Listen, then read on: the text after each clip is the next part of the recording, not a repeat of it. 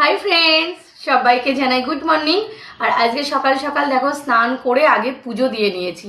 সব থেকে বড় কাজটা, পুজো হয়ে গেলে যেন মনটা খুব শান্তি লাগে, যে ভালোও লাগে যে সকাল সকাল পুজো হয়ে গেলে।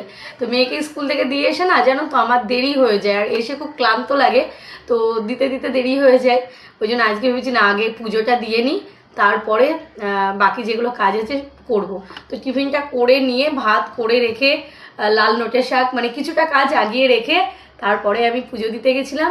আর এই যে মেয়ের জন্য বাটার দিয়ে পরোটা ভেজেছিলাম, টিফিনে ওকে দেবো, ও খেয়ে যাবে, ছেলেও খাবে।